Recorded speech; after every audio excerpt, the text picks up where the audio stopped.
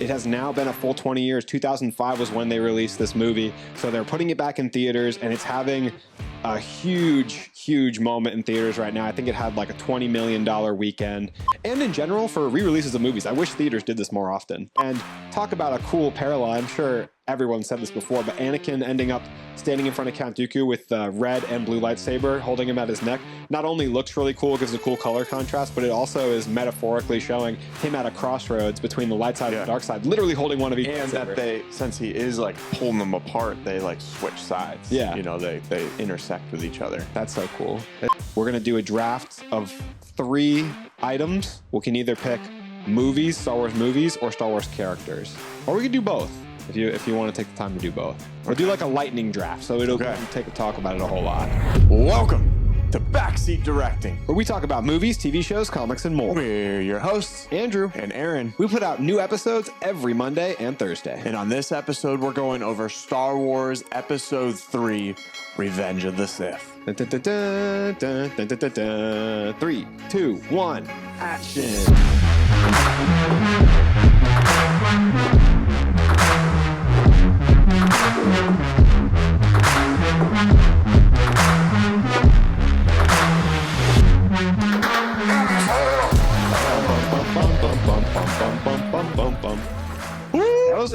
I was like working all of my brain's fibers to go from the Star Wars theme to then singing our theme. Yeah. Like back to back. Yeah.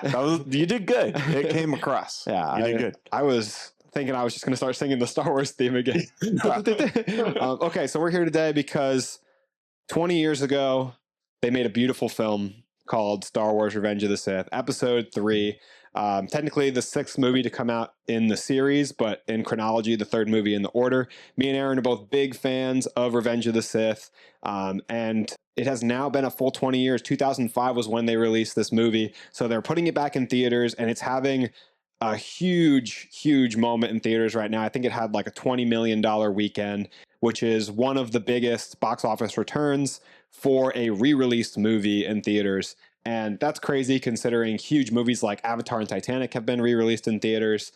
So there is definitely a fan hunger and appetite for Star Wars movies. And in general, for re-releases of movies. I wish theaters did this more often. Yeah. Oh, I really think they should. Especially like movies that are coming out that have like a sequel coming out. Like I think when we were leaving the theater the other day, you were talking about how the Accountant should be playing. Just play Accountant 1. 2. Yeah. Like, I'll go for a double feature. Yeah. I'll watch Accountant 1 at home anyway before I watch. Or even like, hey, it's 3 months until this movie drops, so that we're going to play it for the first one for a month, and then 2 months later, the second one comes out. I'm telling you, man, before this, at the beginning of this year, I'd been playing so many Marvel movies in theaters if I had control over movies, because they have a 3-movie slate this year. And it's like, get people ready and try to remind them of the nostalgia to get them to buy tickets to Thunderbolts and Fantastic Four. Absolutely. Or even just play the old Fantastic Four movies, because why not? Yeah, exactly. I think that'd be a lot of fun. I think it'd be really cool to be able to go to a theater and just experience these movies that you love, you know, like that you're gonna like the movie that you're going to see. I was too young to get my own ride and secure my own ticket for the first Fantastic Four movie, so like I didn't go see it in theaters. Yeah. I wouldn't remember it if I had gone to see it, so it's like if that was back in theaters, that'd be really exciting. Yeah. But while we're on this topic, what is a movie you would like to see re-released in theaters? I feel like just to pay homage to my childhood, we got to see The Bourne Identity in theater. That would be really sick. Yeah. That'd be really sick. That'd be really cool. I don't know if that's necessarily like the biggest theater movie, you know, like seeing like Back to the Future or something like that that's like a theater experience, you know. But for me personally, I think The Bourne Identity would be high on the list of like me wanting to go to the theater. Big nostalgia. Yeah, exactly. What about you? I mean, if I hadn't just seen The Matrix in theaters last year, I definitely would pick The Matrix. Yeah. But I already got the chance to see that re-release. So I'm really not sure. Maybe like That's a hard question. Harry Potter, like the Philosopher's Stone. That'd be, or the Sorcerer's Stone. It'd be really cool to see the first movie in theaters. But let's get into talking about Star Wars. I told you that I was going to have like a little surprise for you at the beginning of the episode. So Aaron has no idea what little game he's going to be playing here. But I plan a surprise draft for you, and you've got 2 options to tee us up to talk about Revenge of the Sith to kind of get the juices flowing. we're going to do a draft of 3 items. We can either pick movies, Star Wars movies, or Star Wars characters, or we could do both if you want to take the time to do both. We'll do like a lightning draft, so it'll talk about it a whole lot. Yeah. All right, let's go. Which one do you want to do first?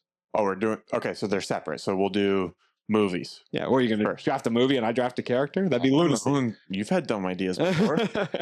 Okay, so we're doing characters first. I said movies first, but yeah, we can do characters. I wasn't listening, obviously. Okay, fine. We'll do characters first. That's what you just said. Okay, so I'll let you go first. Okay, and we're picking 3. Yeah, and just so you guys know, the way the draft works, we're both going to go back and forth. Aaron's going to pick first. I'll pick second, back and forth, and then whoever has the best team, you guys can comment below. Let us know what you thought of our teams.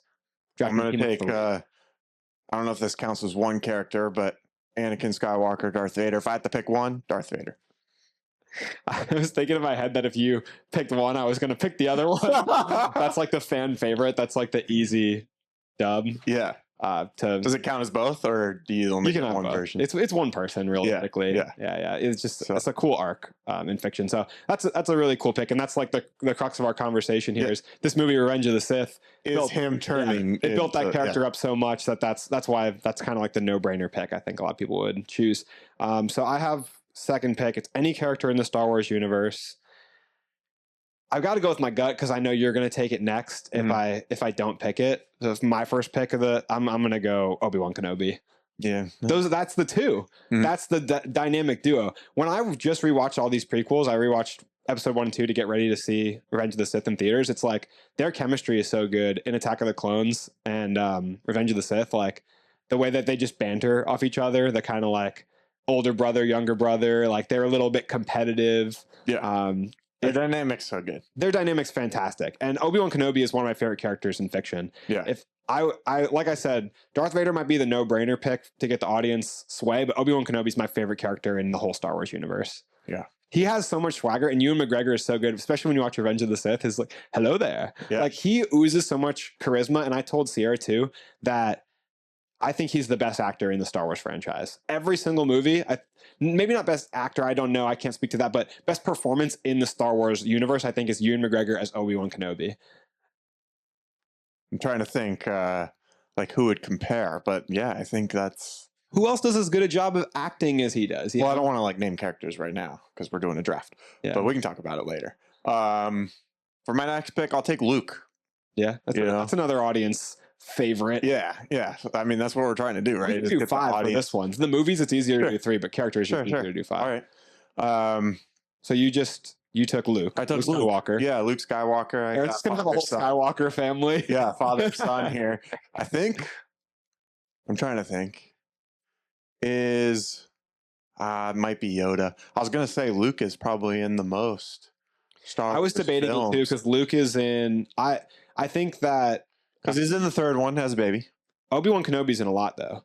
Oh yeah, you're right.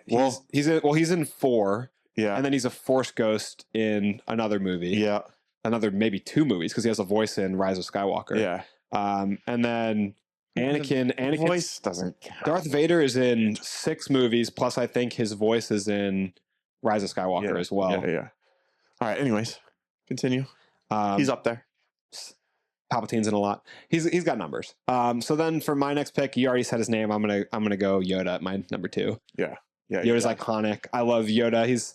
That's what I was feeling like they were trying to capture the Yoda spirit when they put Jar Jar Binks in Phantom Menace, just like a character with goofy voice and like an alien with like this weird syntax when he speaks, but it did not work. Yoda was like once in a lifetime magic. The puppetry is so amazing in Empire Strikes Back. He's got so much personality and life to him while still being so strong with the Force.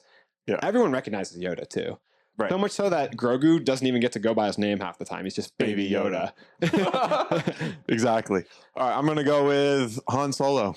That's Harrison Ford. I mean, that's one of the only ones that I think... Right there, I just got your mom's vote. You know what I'm saying? That's one of the only ones I think that can compete with Ewan McGregor performance-wise. That's who I was going to bring up. Great performance. But I didn't want to say it until he was drafted. Didn't want to sell the plot. Yeah. Understandable. Exactly. I'm sure he was on your radar. Yeah. You know, on your gaydar. He's up there. So my next spot, this is my 3 spot. I think I gotta curry some audience favor here too. I'm gonna go with Princess Leia. Yeah, yeah. One of the OG heroines of film. Back in the 70s, she was like big woman power character, and so tough. Too, especially like telling off Han, and then the relationship dynamic with Han. And we'll forget about the fact that she kissed her brother. Like, don't worry about that. Mistakes happen. They didn't know that they were related. It's a small universe. We'll move past it. Oh man, I'm trying to think. And progressing her into being a Jedi also, and using the Force into the sequel movies is one of the coolest things we get from the sequels. Yeah. Solo, Obi-Wan was already taken. Trying to see if I want to go with another person on the dark side, since I have one of the top guys there, or if we're kind of shifting over. So many options here. He's indecisive. He can't decide. You picked first, so this should be your fourth pick. Okay. Yeah, so I have Darth Vader, Luke, and Han Solo. And I have Obi-Wan, Yoda, and Leia. I'm gonna take. Are yours all humans? Yeah. Just saying. Got the diversity team over here, so I've got space creatures from Dagobah over here. I'm gonna go with. Yeah, I'm gonna go with the next coolest one, in my opinion. He's got a small role in the movies, but he's expanded upon in the shows plural.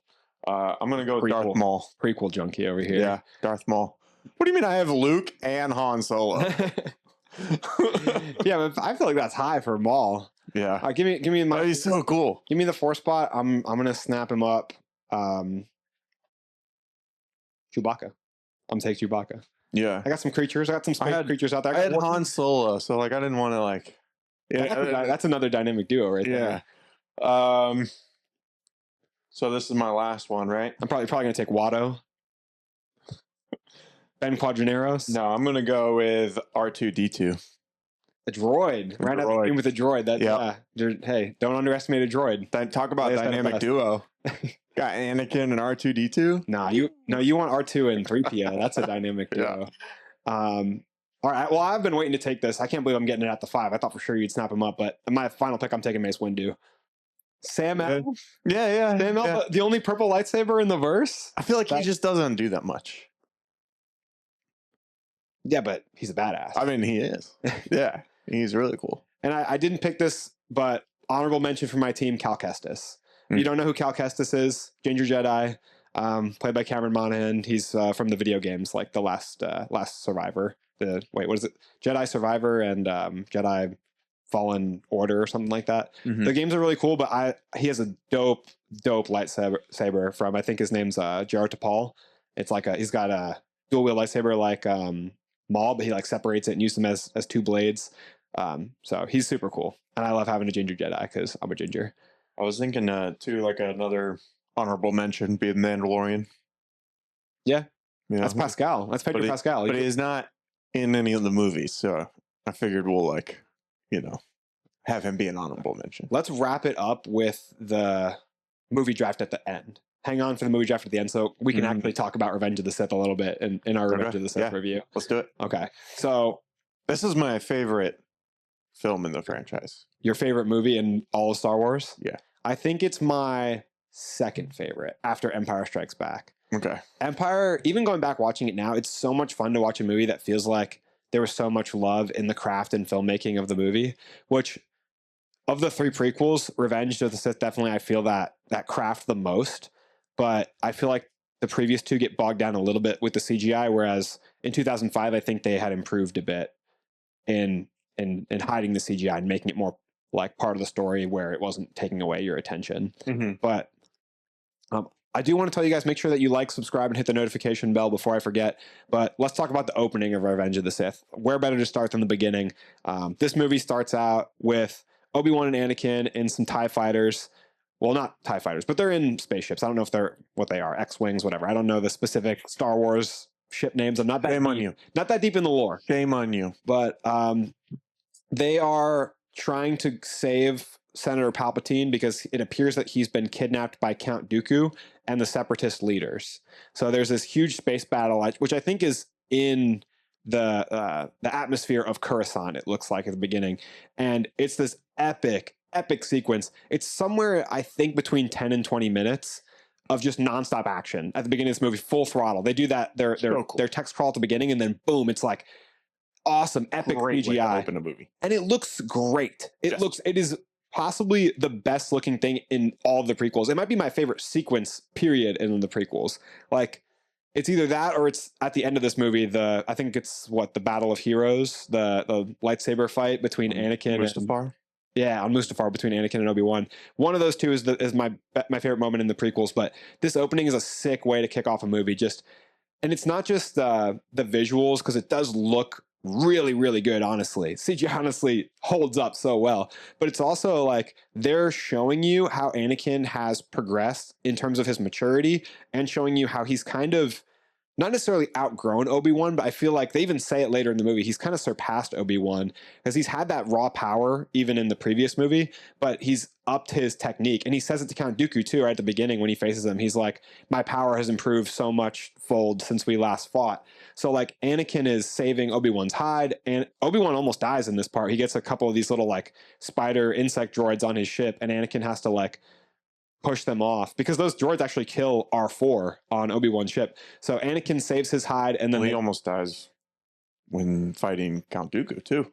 Yeah, he gets taken out. Yeah. Twice actually, the Count Dooku fight. He just gets brushed aside by Dooku. So they show up through this sequence, which is, it's basically like this, like I said, nonstop action for 20 minutes. You got the space sequence and then they go into the ship and they're looking for Palpatine, and then they face off against Dooku. Through all this, Anakin they show how he's brash. They show how he's impulsive, but talented and skilled, because he's like, when they get trapped in the elevator, Anakin's like, I'm going to try to figure out a way out of this, and jumps out of the elevator. Obi-Wan's just patiently waiting on R2 to get the elevator going. So shows their contrast. Yeah, the difference. They've got their banter that shows their older brother, younger brother relationship, but then every decision they make is also showing their mentality, their fighting style. So like Obi-Wan is more patient, reserved, and Anakin is more headstrong, and like it's a masterpiece for the writing, for the development, and then visually it's so cool. Yeah, something really cool too about the opening is that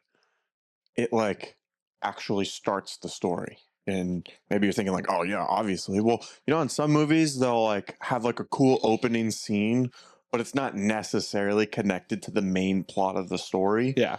This is, who they're saving is the main antagonist for the film. Yeah. I think Baby Driver's a good example of what you just said. Like the opening is a huge part of the plot, and it's super kick-ass. Like they start off on this heist, but then some of the people from that heist come back. Like one of them, I won't say too much to spoil Baby Driver. I feel like a lot of times though, like the opening scene, action scene of a film is just to show how cool the characters are. Yeah, and like it's a part of the scene more so in like character development or establishing character. Yeah, and then like one other cool thing about the opening here, and I think most of the Star Wars movies do a good job of this, but that opening text crawl gives you all this exposition for telling you what's going on in the world, so that they can do that and they can jump right into the action. That opening text crawl, we don't see Senator Palpatine get kidnapped. That's not at the end of episode 2. That's off screen. It just tells you that in the text crawl so that we can start off running, And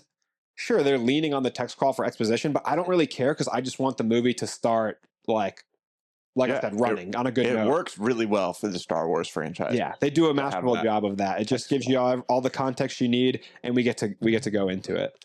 It's kind of surprising more films don't have that, honestly. Yeah, I mean, or I'm not against an opening narration. I'm not mad at it. Yeah.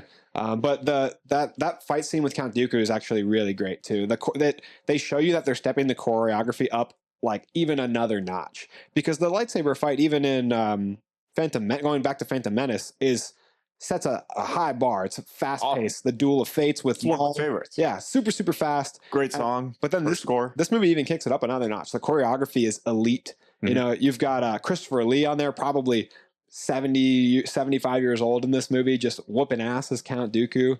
And talk about a cool parallel. I'm sure everyone said this before, but Anakin ending up standing in front of Count Dooku with the red and blue lightsaber holding him at his neck not only looks really cool, gives a cool color contrast, but it also is metaphorically showing him at a crossroads between the light side and the dark side, literally holding one of each. And lightsaber. That since he is like pulling them apart, they like switch sides. Yeah.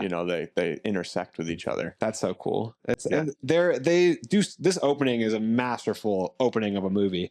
And then just having him kill Count Dooku like that in cold blood sets up so much of the story. And I feel like they really put it in your face how Anakin has this dark side to him, literal dark side to him in Attack of the Clones and Revenge of the Sith. Yeah. They're bold about it. He's like, I killed all of them, the women and the children too. They're animals, and I slaughtered them like animals. I'm like rewatching it. I'm like, damn. Yeah. Okay, dude. Can we go back and talk to Mace Windu and Yoda about how they said they see darkness in him? Because I think we're all seeing it. Someone get this guy in therapy. Literally save the galaxy. This movie it's one of those stories where it's simple things could have prevented the catastrophe, but it's not written in a way where you could sit there and just go, man, would somebody just talk to Anakin? Obi-Wan, you're standing right next to him. If you would just talk to him, then it would be fine.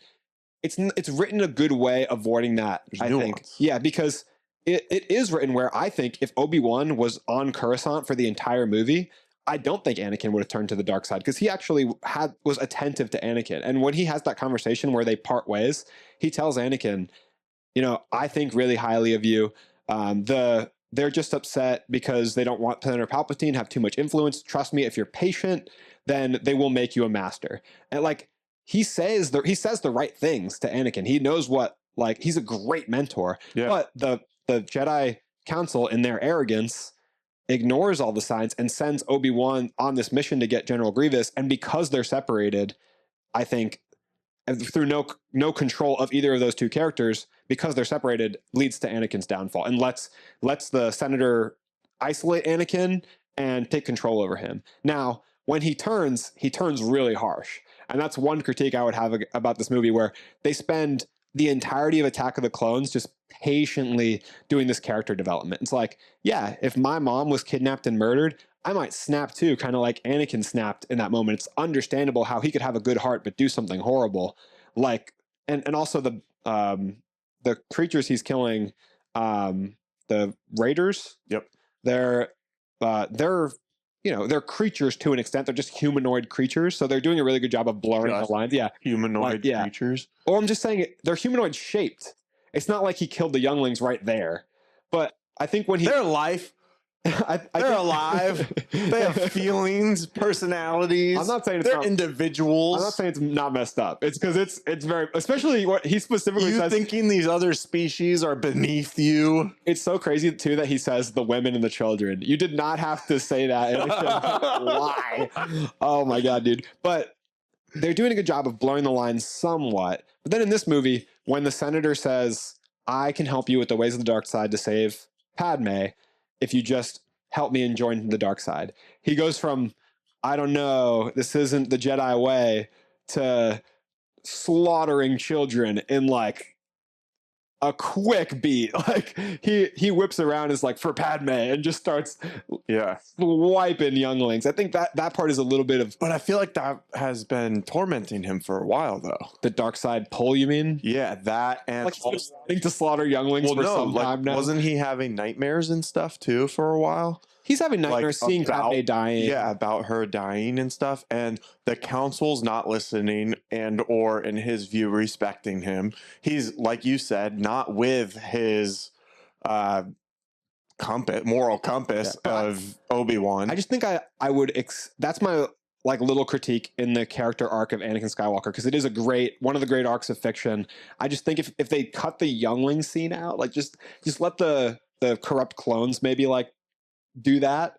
I think that, to me, it's a great scene of people. Maybe I feel like it could be argued in both ways. I totally see where you're coming from. It makes you feel just how much he's turned. Yeah. And it definitely... it also makes you feel how much influence the dark side has. When you let a little bit of the dark side in, it takes over completely.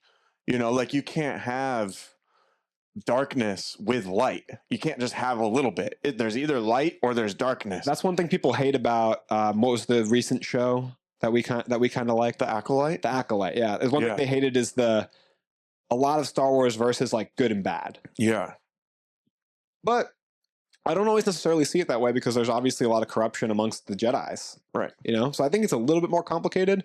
But yeah, the dark side, that's the angle I think they're taking. You're right. Is corruption fully corrupts. Yeah, and maybe too, because he had a little bit of that dark side in him before, like you were talking about in Attack of the Clones and stuff.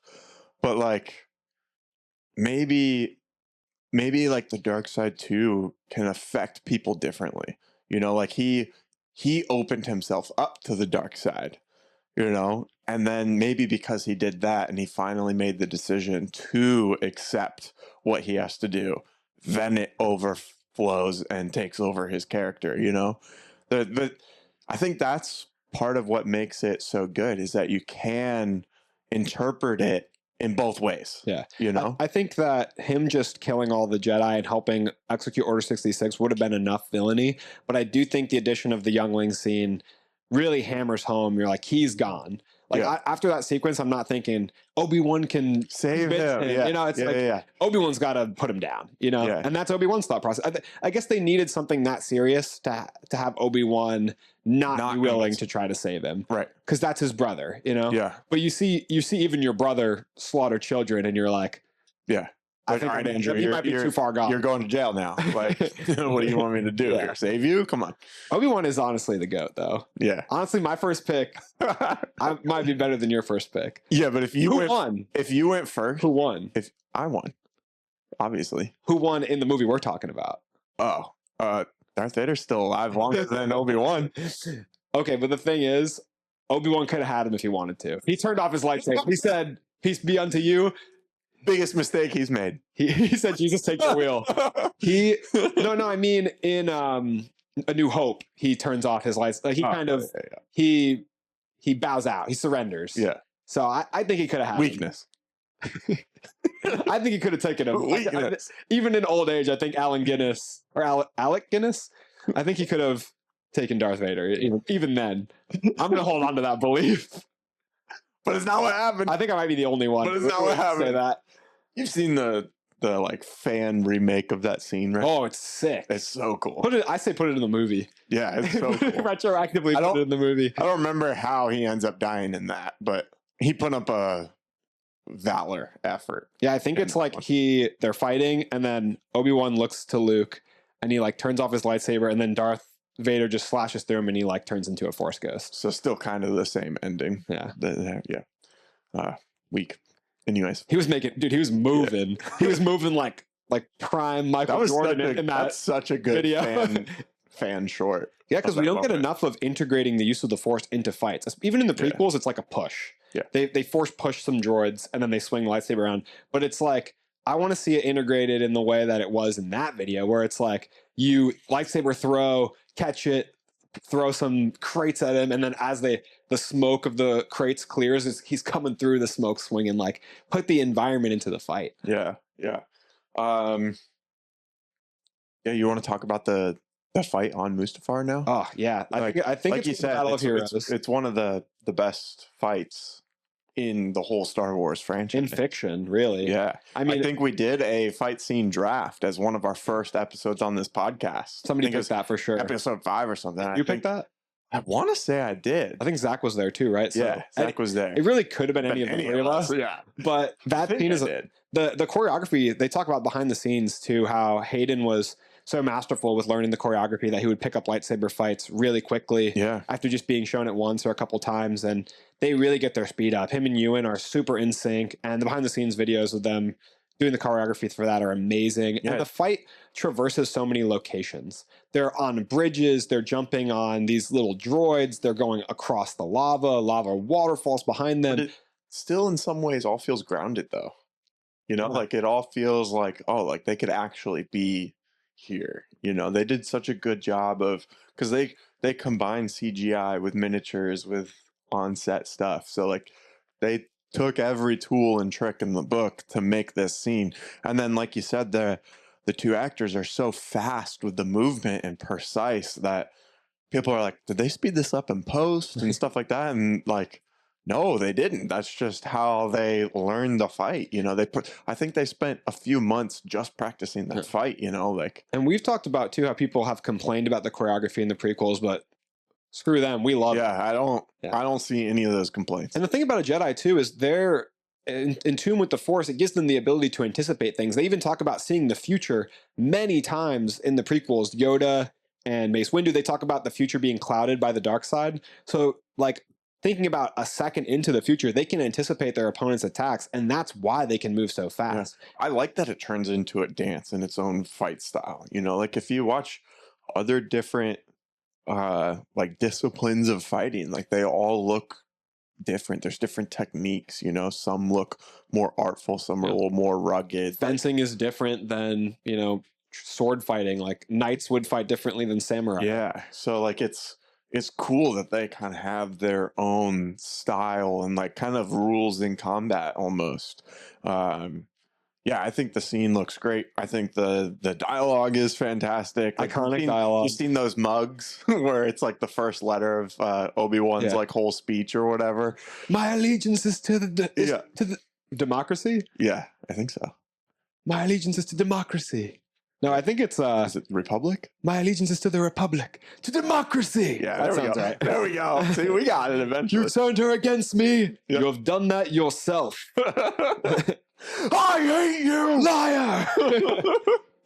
I will do what I must. Every line in it is a bar, and every line is super iconic. Yeah. That I feel like, yes, people do kind of crap on the dialogue sometimes for being simplistic, like outright saying, from my point of view, the Jedi are evil. It's a little on the nose, but it's I think it's. I feel like some people talk like that though, you know. Like, yeah. Yeah, I mean, in movies, it's a little bit different, but yeah, realistically, some people would just say, "Hey, from my viewpoint, this is what I'm seeing." Yeah, like you suck from over here. I think people complain about it as like telling, not showing. But yeah, but they also just spent a whole 20 minutes in this fight showing as well. You know, I like the scene. Yeah, me too. It's kind of crazy that he force chokes Padme, though. Hey, the dark side's got a grip, you know. His pregnant wife, literally and figuratively, and then that stance that Obi-Wan's hitting when he sees him in the ship. Yeah, that's everything about this whole ending sequence is amazing. If anything that I have as a complaint, it's that there's 20 more minutes in the movie after this, because there's so much after the Mustafar battle where they're clearly just setting up things to line up with A New Hope. Yeah, they have to. They're just, oh, this is how the droids got here. This is how, you know, this person forgot this. Yeah. They had to wipe C-3PO's memory. That stuff's not as bad the first time or two watching it, you know. But at this point, how many times have we seen the movie? Like the movie after the... Yeah, we've seen the movie so many times, and we understand how everything transitions over. So, like, I can understand that as a complaint now, but I think it was necessary to the story. Also, if Obi-Wan wanted to, Anakin would be dead. There wouldn't be A New Hope. There wouldn't be 3 more movies coming after. He could have just finished him off, but he didn't have the heart to do that to his younger brother because he's just too moral, too good of a guy. And it was just, you know, better to let him burn alive slowly. It's kind of like, it's honestly in Batman Begins, like, I won't kill you, but I don't have to save you. Same methodology. And it didn't work in that case. So, yeah, Yoda goes into exile. There's a lot of movie after that fight scene. But I feel like this was the most anticipated Star Wars project to have ever come out. Don't you think so? Like, because you had the original 3, the original trilogy, and then we went and they started making these prequels, and the prequels were setting up like this transformation of like, wait, how did Anakin go from being Anakin into being Darth Vader? You know, so I feel like at that point there's a lot of build up, and you had fans of the old trilogy and the new trilogy both were excited to kind of see how this is all going to come together. I remember like the marketing and stuff being huge for this movie, and I was 8. So much happens in this movie. It's like more than the first 2 movies combined. Like the first 2 movies are basically just setting up this movie because Order 66 executes and shows how Emperor Palpatine ends up taking over the galaxy. Darth Vader gets born. Obi-Wan goes into exile. You know, it sets up the whole world, not just Anakin. Anakin turning into Darth Vader is huge, but it also sets up why the galaxy Luke is in the and position. Leia, yeah. The birth of our main characters from the original trilogy. It's huge. Yeah. I like the prequels a lot, even the first two. But this one's definitely my favorite Star Wars film. I think my next like favorite. So I guess we don't have to wonder what your first draft pick is going to be for this draft we're doing at the end of the episode. Yeah, I feel like I know yours too. Oh man, should I not be talking about these movies? I'm gonna take Rise of Skywalker as number one. I was going to take The Last Jedi, so we're good. Followed closely by Solo. Yeah. We should just do this draft. Let's do it. All right. You wanna go first, or you want me to go first? Well, we can. I'll go first. We both know because you went first for the last one, but we both know we're not taking each other's. Yeah. So I'll take Empire Strikes Back. Yeah, and I'll take what we've been talking about this whole episode, Revenge of the Sith. Yeah. I mean, I think objectively two of the best movies in the Star Wars universe. Yeah. And we're just taking three, right? Yeah, we'll just take three. So I feel like I know what your second pick is. For my second pick, I'm gonna take A New Hope. It's the movie that kicked it all off. Yeah. Started the verse. This movie, personally, I think that movie's like kind of boring watching it from this lens, but it literally changed not just the scope of sci-fi, but filmmaking. Yeah, and when this movie came out, people were seeing it 5 times in theaters. People were losing their minds. Yeah, and it literally started, like I said, this whole journey of all these movies. So it's huge. I'm gonna go kind of the opposite direction. I can guess what you're gonna pick. Do you want me to pick it for you? I mean, you can if you want. You're going to draft Rogue One. Yeah, Rogue One. It's a cinematic masterpiece from Greg Fraser. Gorgeous. I think it's the best looking Star Wars film we have. It gave us the Empire is pretty cool. Miniatures, puppets. Yeah. Just depends. I hear you. Empire's got a certain flavor to it. Yeah. What was I going to say now? Oh, like they gave us the now iconic, which is crazy that they gave us such an iconic shot so late into a franchise. I think this came out in 2016. And that's the Darth Vader and the tunnel with all the smoke around the whole sequence. Yeah, it was so cool. So go ahead, take your third. I feel like, are you just gonna take you're just gonna take all three of the originals? I think that's gonna really alienate me from certain people's votes if they comment on this. But why would I want? Any of the not the prequels, but the sequels. Yeah. Why would you want any of those? Right? I don't necessarily want any of the rest of them, so I'm just gonna take Return of the Jedi. Yeah, no, I've got the whole original. That's solid. I feel like you're probably going to get the most votes on this one. I would have loved. I honestly would have loved to get Rogue One. If I had A New Hope, Empire Strikes Back, and Rogue One, that'd be my ideal team. Yeah. Rogue One can't be a third round draft pick. Yeah, I knew I would. I knew you were going to take it first. Oh man, I feel like my next favorite one out of all these would be Attack of the Clones. So. I have Revenge of the Sith, Rogue One, and Attack of the Clones. We've got new school versus old school. Yeah, pretty much. Yeah, we'll see where the votes. Well, like mine's like medium school. It's middle school. Well, 2000s is pretty new school. Yeah, but then there was a whole new trilogy after that. You know, man, we didn't pick a single one. You didn't want Force Awakens? I mean, I took one that takes place after. Yeah.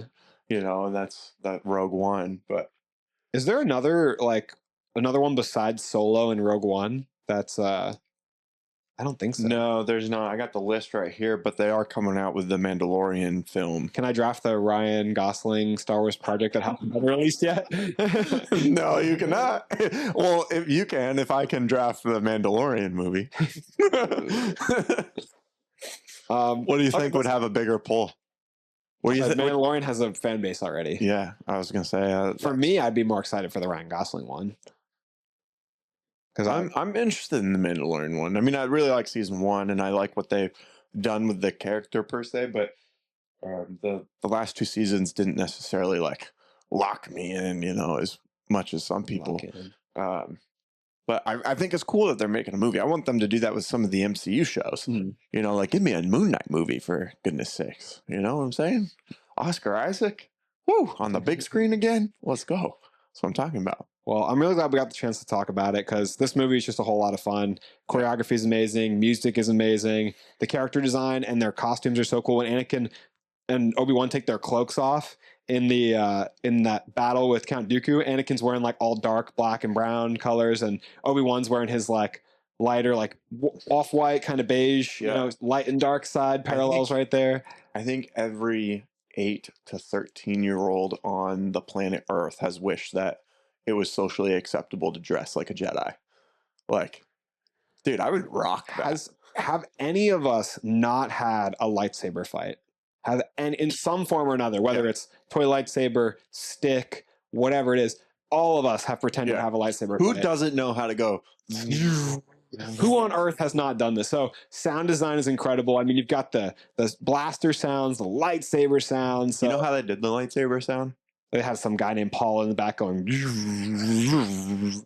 Close. No, I think they like took the static from a speaker and they put it on or they had the speaker like playing that static sound, and then they had a microphone and they're taking the microphone and waving it in front of the speaker. Wow, cool Foley. So they're like mimicking what movements were on screen as it's like passing by the speaker.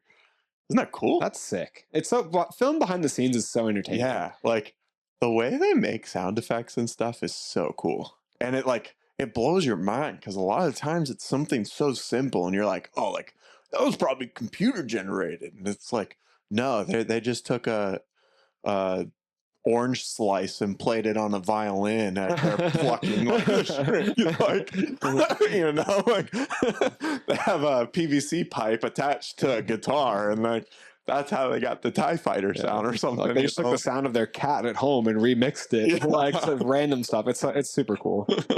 But yeah, this is a good place to kind of end this episode. We really appreciate you clicking on this video and chatting about one of our favorite movies in the Star Wars franchise, but then also in general, it's one of our favorite action films and sci-fi films. We want to know, did you go to theaters to watch this film when it originally came out? Did you go when it was released for its 20th anniversary? Let us know down in the comments what your favorite part of the movie was, and we'll chat with you there. If you want to chat with us even more on like a personal level, you know, and really get to know each other as movie lovers, you can join our Discord, and that link's in the description of this video. And in there, it's just a giant group chat with a bunch of our closest movie loving friends, you know, and viewers of the show. We talk about different movies that are coming up. We post trailers in there. Like, hey, did you guys see this? We have polls and debates and arguments, and people post their own work that they're creating. So it's a lot of fun there. If you want to join, again, the link is in the description of this video. The link is totally free to join, so make sure you sign up while the free is still in stock. Yeah, you guys can check us out anywhere. We post short form content every single day on all of our platforms: YouTube, TikTok, Facebook, Instagram. Make sure to go and follow us on those platforms and start getting engaged. Leave comments. Let us know in the comments of this video if you think Aaron is a Jedi or a Sith. Let us know which side you think we would fit on better. We know Andrew's a Sith, but I want to be Obi-Wan.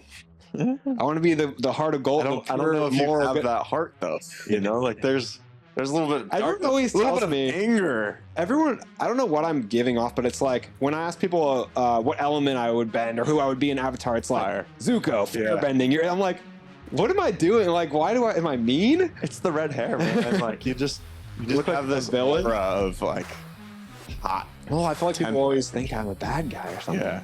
But yeah, let us know that in the comments and join the Discord like Aaron said. Are we missing anything that we want to tell the folks at home?